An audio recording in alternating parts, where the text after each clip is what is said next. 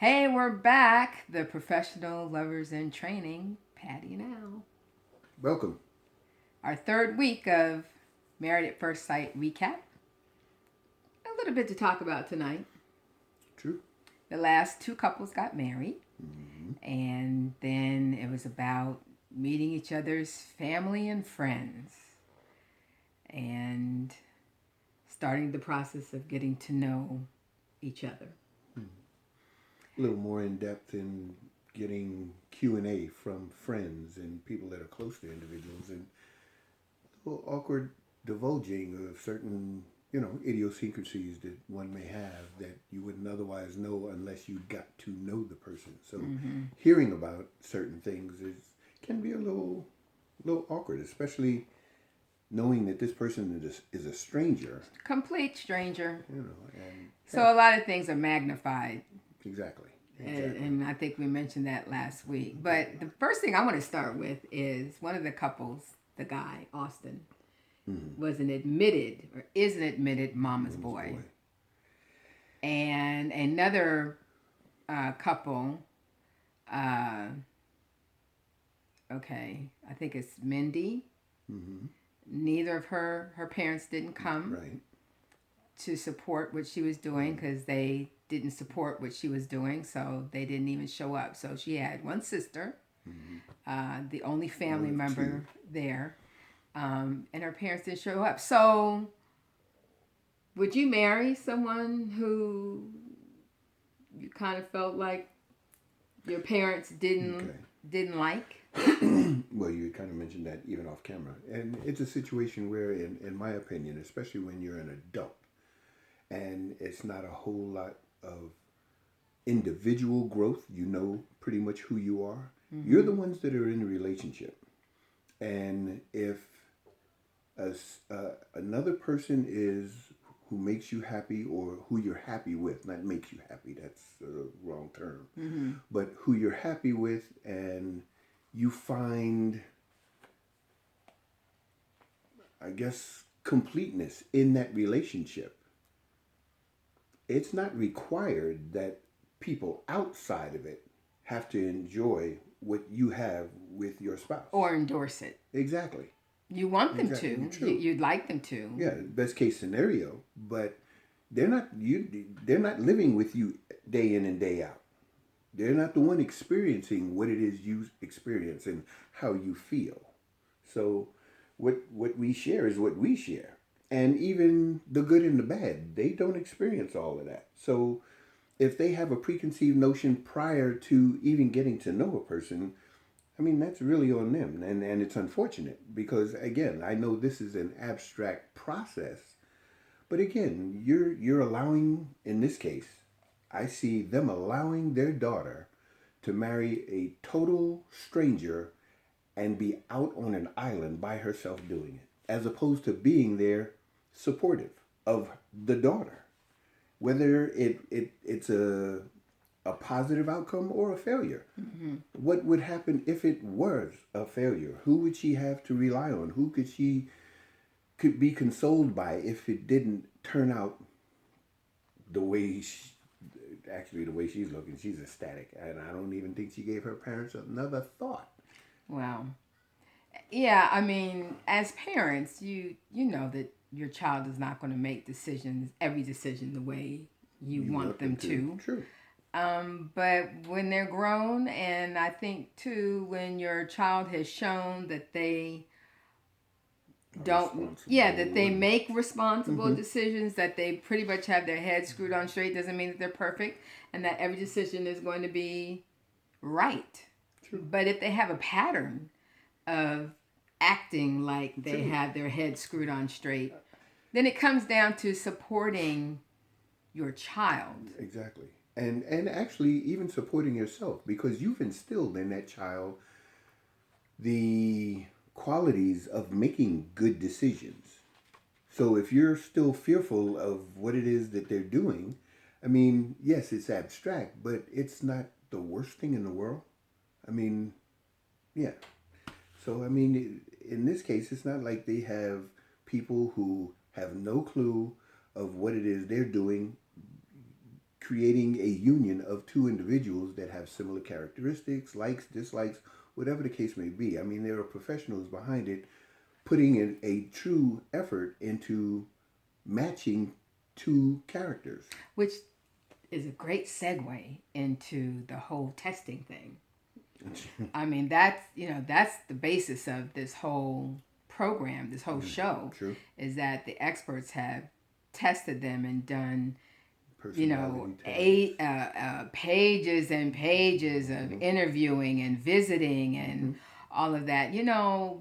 Couples really need to do a lot more of that. True. Before they get married. And my dad was a huge proponent of testing back in the early 80s before it really became a thing. Up through the 90s.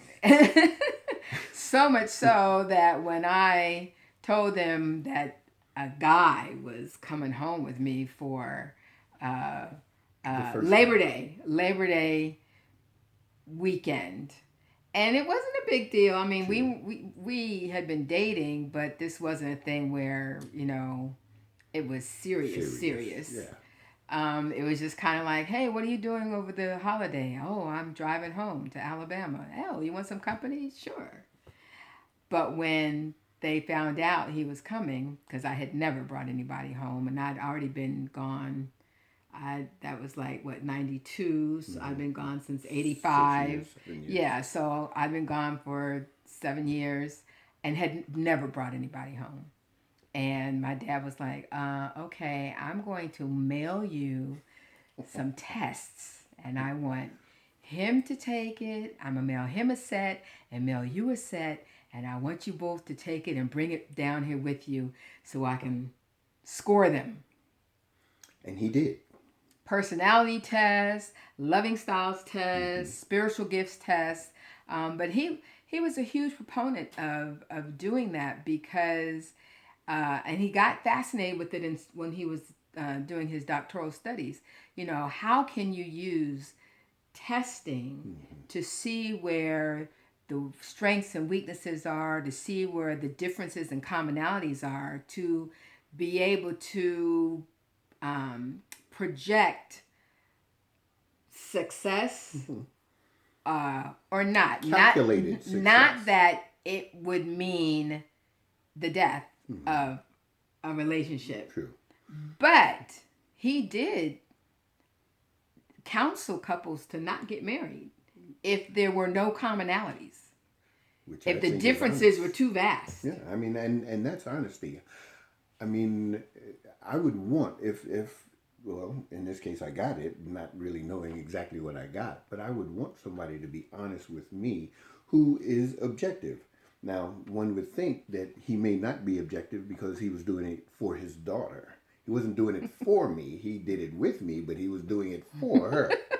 And I understood that because, again, as your only daughter, you want the best. So if you have a manner in assessing the character and the characteristics of this individual who possibly could be spending more time than a little bit with your only daughter, let's find out what he's all about, or at least as much as I can find out about him, with the limited time that we have. And you were a good sport. I understood. Well, there'd be a lot of men who'd be like, Hey, who's he think he is? Sending me some tests. They don't have daughters either. What's he think he's doing? And I ain't taking no tests. Why? What would it cost you to do it? You may even find something out about yourself that you don't know. Great way to think about it. And as we thought, we were a great match. We knew something, evidently. We are a great match. But no, seriously, I mean, that is something, and that's one of the tips in the book, Becoming a Professional Lover, is that because everybody comes from a different background and different parenting, different experiences, you want to find out before marriage just how compatible you are. Can be, yeah. And where because of the differences, where you might have some bumpy roads. True. And, some hiccups, and you can anticipate that. True. And begin to, determine how to handle those. True. And bring out in yourself some of the qualities that may be in you that would navigate those bumpy roads in a manner that they're not as bumpy as one might seem. By exuding patience and by just showing consideration and just little things that are part of a relationship anyway. But sometimes it's about timing. Sometimes it's about it. Well, it's about the other person to make them comfortable in the relationship during the time of finding out or navigating those little rocky areas. So they had to spend time at the reception, talking to the friends. True. And talking to, family members. How important is it that your friends like who you're with? I mean, any of your support system is valued. All of your support system is valued. That's why you have them. So when you choose to bring somebody within your circle and they end up being closer than the rest of them, that can be a very awkward situation. But as a person coming in, I think it's valued to that individual, the new individual, to assess as much as they can. Well, to talk with the friends, right. as they did, to right. kind of get some feedback and understanding, right. and idiosyncrasies of the person that they just married. At least give you a little heads up. Yeah. Yeah. Yeah. And my friends liked you. They didn't have a choice.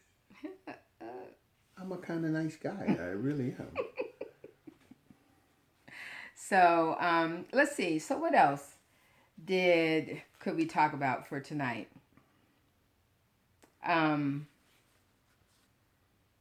We saw at the end the clips from the rest of the season, where we know that the couples are going to hit some bumpy roads, yeah. and some clashing. Yeah. As they get to know each other outside of the wedding, yeah. and all of that. I find it interesting, though. Now, this is the 10th season of this show. So you have to imagine that people know how it works.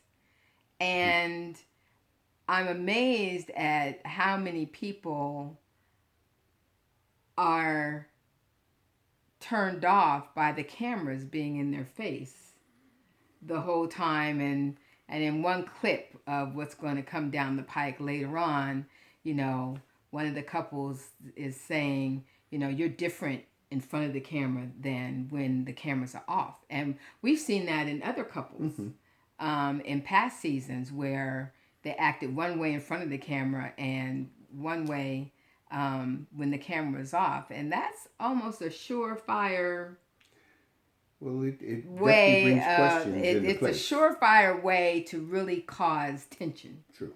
Now, we know that as a reality show, it's not reality. Drama sells. Right. So the way they edit, the way they, how they follow them around, the things that they give them to do. I mean, all of those are, so we're not seeing 100% face value. True.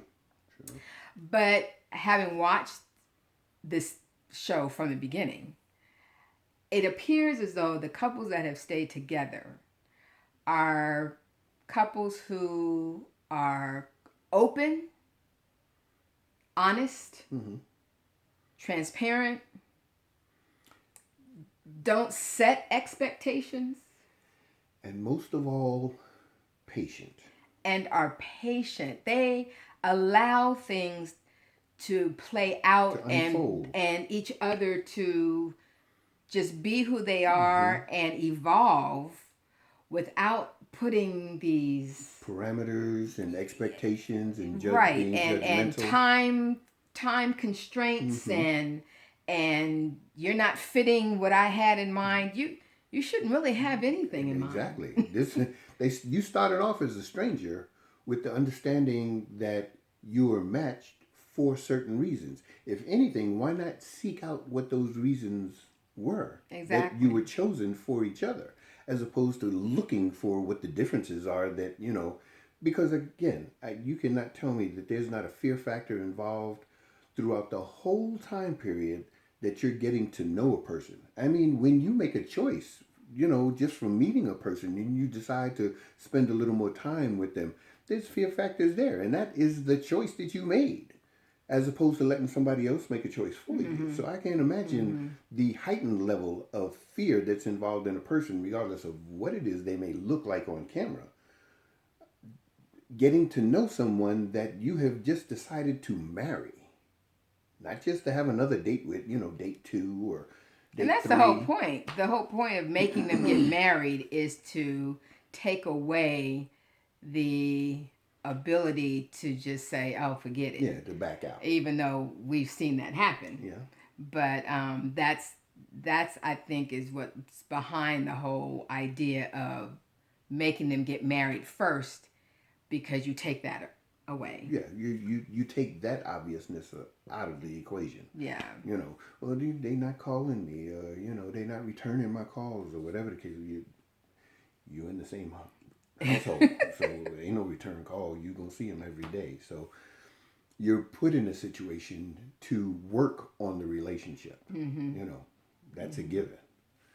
So So we're pulling for these couples as we watch this unfold. Of course, they already know what has happened. They already know who's not together anymore, who stayed together. But we'll watch this all play out. So, anything else for this well, episode?